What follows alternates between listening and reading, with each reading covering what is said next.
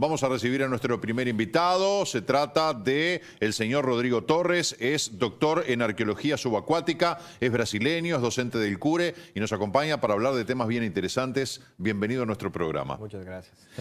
Bueno, contanos un poquito. Tú sos docente del CURE en materia de arqueología subacuática y estás integrando el Centro de Investigación del Patrimonio Costero. Sí. Respecto a este tema, primero contanos en qué consiste tu actividad, más allá de que cualquiera puede presumir o saber lo que es la arqueología subacuática, pero contanos un poco de qué se trata. Bien. Sí, el CIPAC es un centro de investigaciones, ¿no? Tiene el foco el patrimonio costero. Está aquí basado en el CURE, en la sede Maldonado. Es parte de los escopo de oportunidades educacionales de la UDELAR, ¿no? Trabajamos con la parte de enseñanza, con investigación y también extensión y trabajo directamente con el medio y las personas, ¿no? Bien, dentro del CIPAC hay 4 líneas de trabajo. Una de las líneas es la arqueología subacuática, pero también tenemos la antropología marítima, la conservación de bienes culturales y la gestión del patrimonio cultural, ¿tá? Entonces, yo estoy a cargo de la línea de arqueología subacuática, costera y marítima, ¿no? Que es bien, la arqueología es una ciencia que estudia el ser humano, ¿no? Y particularmente está vinculada al estudio de los restos materiales de la cultura y en el caso de la arqueología subacuática, esos restos que están bajo el agua, ¿no? Así como los naufragios, las antiguas estructuras portuarias, eventualmente baterías, incluso aviones que están ahí bajo el agua en otros sitios, ¿no? Entonces, nos especializamos desde el punto de vista de la teoría, pero también de la metodología y la técnica, a acceder ese registro, ¿no? Que está bajo el agua, de forma a ampliar nuestro conocimiento sobre las culturas del pasado, por ejemplo, en los sitios de naufragio, sobre los marinos, el comercio, la historia, que está bajo el agua aquí en la Bahía Maldonado, ¿no? Bueno, yo te iba a preguntar, porque tú que sos un profesional del tema, ya habrás escuchado y de pronto ya habrás hecho alguna investigación, las costas de Maldonado, las costas de Rocha, que tienen un valor patrimonial de barcos hundidos, de naufragios, de riquezas que tienen que ver con la historia misma de la humanidad, porque hay naufragios que datan de varios siglos. Seguro. Y que se han hecho algunos intentos de rescatar, algo se ha logrado, cuando se rescató el cañón del Agamemnon, sí. El fallecido Héctor Vado, el buque del almirante Nelson. Ahí tenemos un trozo de una historia riquísima bajo el agua, que de pronto ni siquiera sabemos que lo tenemos, ¿no? Hubo un encuentro que se realizó en París, es un encuentro anual que hace la UNESCO, y dentro de algunas distinciones, la Universidad de la República de nuestro país fue distinguida, fue nombrada como una de las más importantes, digamos. Contanos un poco de eso. Sí, fue en verdad un cumbre de universidades de todo el mundo que se conforman la red UNESCO UNITWIN para arqueología subacuática, ¿no? Hace parte de un sistema UNESCO de redes universitarias y cátedras que tiene enfoques distintos. Y lo que se pasó en París al fin de abril ahora fue que fuimos a presentar la candidatura de la UDELAR como miembro asociado a la red UNITWIN, lo que fue aprobado por unanimidad, ¿no? Bueno. Habían ahí 28 universidades, toda parte del mundo, desde Dinamarca, Japón, partes de África, varias de Europa, Estados Unidos, Caribe, Argentina y Uruguay, ¿no? ¿De América del Sur solo Argentina y Uruguay? Por ahora solo. Ajá. Argentina y Uruguay. Entonces, Argentina ya hace parte de la red hace como 2 años y entonces Uruguay ahora ingresa en la red. Y por unanimidad dijeron que sí. Sí, ajá. Bueno. Fue un reconocimiento muy importante que en verdad Uruguay ya tiene arqueología subacuática académica, ¿cierto? Ya hace 17 años. Claro. Y con muchas actividades, realizaciones, desde cuando empezó en la Facultad de Humanidades, allí en los años 2000, por la persona de Antonio Lezama, ¿no? Profesor, doctor, que se jubiló hace 1 año y medio y yo fui invitado a asumir la coordinación del grupo de arqueología subacuática. Y entonces fue un paso de madurez y reconocimiento para la arqueología subacuática en Uruguay. cierta forma, representa nuevas oportunidades que se abren a nivel de colaboración, de proyectos y fondos de más alta gama, de movilidad de investigadores, docentes, jóvenes estudiantes entre universidades de la región, pero también de otras partes del mundo, ¿no? Entonces, es un reconocimiento, pero también una responsabilidad. Claro, claro. Necesitamos más trabajo e involucrar más gente.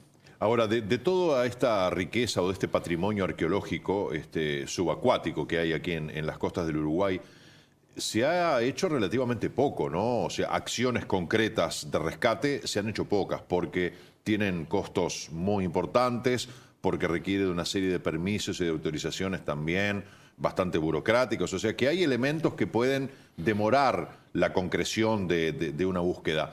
Pero tenemos muchísimas cosas bajo el agua. Sí, ¿verdad? Por un lado, ¿por qué no se buscan más? Y por otro lado, si hay alguna expedición programada o algún intento de rescate programado. Sí, bien. O que pasa, o Uruguay já hace más o menos 30 años, ¿no? Que tiene una mirada hacia los sitios, particularmente los sitios de naufragio que están bajo el agua, ¿no? Pero esta mirada que marcó el periodo hasta 2006 fue una mirada de exploración comercial, ¿no? Que se permitía entonces a través de permisionarios privados, un contrato con el gobierno, que permitían una recompensa de hasta 50% de lo que fuera rescatado, ¿no? Este modelo generó muchos problemas también, principalmente la dispersión de las colecciones, ¿no? Entonces, sí, hubieron distintas acciones, pero poca difusión, poca publicación, y no lograron llegar a un punto de sostenibilidad de la actividad, ¿no? La propuesta de la universidad, que empieza en 2000, en verdad, es una respuesta a los problemas que se plantearon con este modelo de gestión. Entonces, a partir de un perfeccionamiento de la ley, con un decreto de 2006, que ahí interrumpe la posibilidad de venta, ¿no?, de este patrimonio y vincula la exploración del patrimonio subacuático a estudios científicos universitarios, ¿no?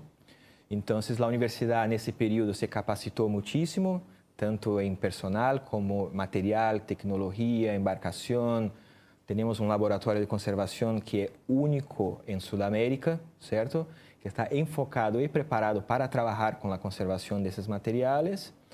Y la universidad sí tiene distintos proyectos. Ahora tiene un que termina ahora en octubre de este año y va a salir un informe general de trabajo los últimos 3 años en la Bahía Maldonado, donde se propuso justamente hacer una investigación general del estado del patrimonio sumergido en la Bahía Maldonado, con el uso de tecnologías de teledetección y verificación directa de esos sitios como el Agamenón, el Salvador, el Seahorse y otros sitios que están aquí también, no sentido de crear una línea base del conocimiento, saber esto es lo que se quedó, cuál es el potencial, ¿no?, y cómo preservar, estudiar y difundir el que hay, utilizando hoy en día las técnicas que no estaban disponibles también, claro, ¿no?, a 10, 15 años atrás.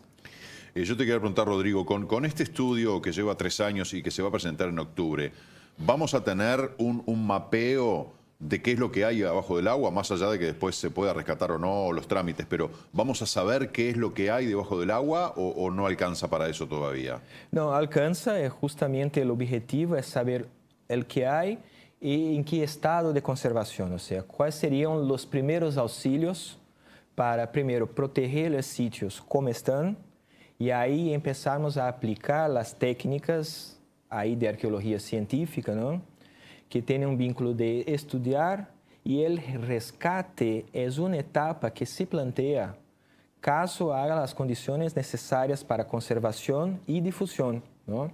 Entonces, hay una mirada un poco distinta do que hace la universidad. Entonces, enquanto lo que había era una mirada con un enfoque un poco más en las posibilidades de una exploración comercial, ¿no?, la universidad lo mira como patrimonio cultural, Claro. ¿cierto? Entonces, que el fin justamente se vincula al artículo 34 de la Constitución de la República, por ejemplo, en que dice que el patrimonio pertenece al Estado, a la sociedad, ¿no? Entonces, la universidad es una opción de la sociedad de entre las varias opciones, ¿no?, que hay con el patrimonio sumergido. La universidad es una opción, pero una opción que puede garantir una sostenibilidad, una difusión, una integración también con jóvenes estudiantes, con la educación a través de museos, de proyectos distintos, ¿tá? Entonces, sí, sabemos y vamos a difundir mucho más lo que hay ahí bajo el agua.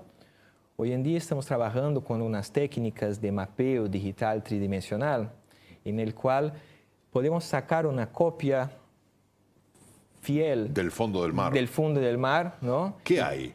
Entonces, es interesantísimo, ¿no? Bien, de esos sitios en particular que fueron objetos de permiso de búsqueda y regate, ¿no? ¿Cuál es la zona? Más o menos se puede describir, Sí, delimitar. sí, están en la parte interna de la Bahía de Maldonado, De ¿no? la isla Gorriti hacia la playa. Hay acá, hay para el lado sur de la isla, Sí. hay próximo à costa, né? El Salvador próximo à costa, el Agamenón está mais na parte norte de la isla, entre profundidades que vão de 5 hasta 10 metros de profundidade, ¿no?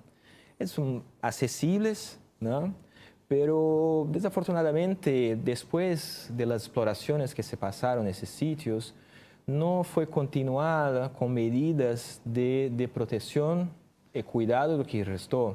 Y hay mucha cosa, hay la parte de los cascos de los buques, que hay una línea particular dentro de la arqueología subacuática que se llama arqueología náutica, donde las personas como yo soy especializado en hacer investigación y reconstrucción de buques, ¿no?